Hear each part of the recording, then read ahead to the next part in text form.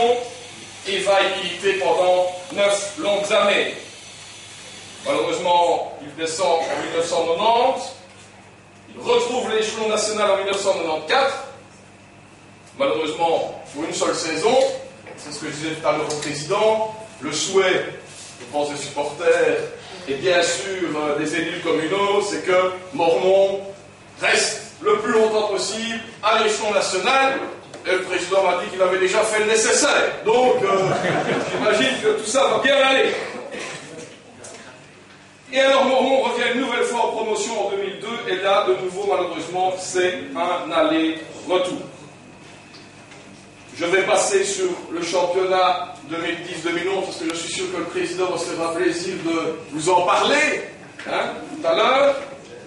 Simplement dire que vous avez occupé très vite la première place, et ça fait plaisir aux voisins d'Opagne. C'était à un moment donné aussi en partenariat avec Opagne, puisque Opagne était également en tête. La tante Mormont, Opagne, pardon, et j'étais là pour une fois, et donc j'en ai vraiment profité. C'était un excellent dimanche, comme celui d'ailleurs que j'ai passé avec vous à Champlon.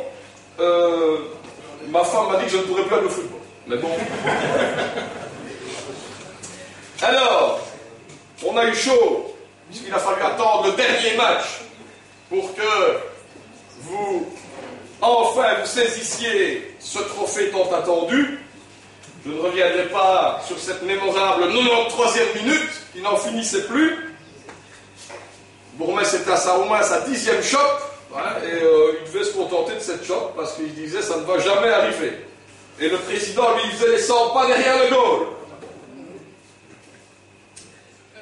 Yves Godelaine, mais aussi évidemment pour tous les membres du comité, les entraîneurs des jeunes que je ne veux pas oublier, entre autres quelqu'un que je fréquente assez souvent, André Godefroy, et donc ils doivent aussi être associés, c'est très important, ces entraîneurs de jeunes, le kiné Benjamin Jallet, et aussi quelqu'un qui travaille dans l'ombre, quelqu'un qui a eu des soucis de santé, Dodo, qui reste une institution à Mormont. On ne va pas oublier évidemment vos supporters, le COP aussi très entraînant, qui vous a suivi tout au long du championnat. Il n'est pas trop tard. Bravo.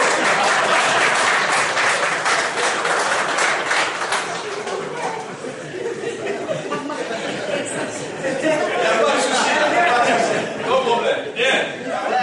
À la tactique. Joël, il ne laisse personne indifférent. Il est, je crois, un peu comme moi, il n'est pas indifférent, il a, comme moi, beaucoup de détracteurs, mais aussi des partisans. Il a d'ailleurs fait un jour une déclaration à la presse qu'il ne se présenterait jamais aux élections, et je suis d'ailleurs bien content, et surtout qu'il reste à Manet. Joël, il a reçu le titre d'entraîneur de l'année de promotion de première provinciale, et c'est d'autant plus méritoire qu'on a failli le perdre, Joël, puisqu'il nous a fait une petite excursion, Tintin au Congo.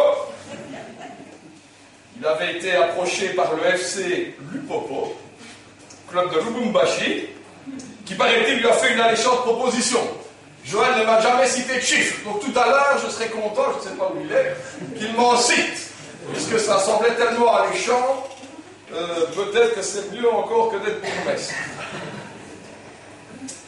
Il a été humé un peu l'ambiance là-bas, mais après une semaine sur place, il s'est dit qu'il valait mieux décliner la proposition. En tout état de cause, il a fait pendant des semaines les choux gras de la presse. Jamais avare d'une déclaration choc, notre ami Joël. Alors peut-être, Joël, une reconversion pour toi, une petite émission de Secret Story, ou une autre émission de télé-réalité. Je me suis laissé dire tout de même que TVLux t'avait suivi dans ton pèlerinage congolais et qu'il aurait sans doute fallu quelques caméras infrarouges à certains moments. Mais sans doute de mauvaises langues, Joël. Joseph Commons, qui est évidemment fidèle à son T1, et il paraît qu'on sera tous invités à barbecue à Fauchavannes en compagnie d'un juge de touche bien connu. Ou un remake de Mon voisin le tueur. Donc c'est quand on veut, hein, Joseph. On est disponible, c'est les vacances. Pas de problème. Alors, je vais remettre, mais quand je dis je vais demander... Ça va se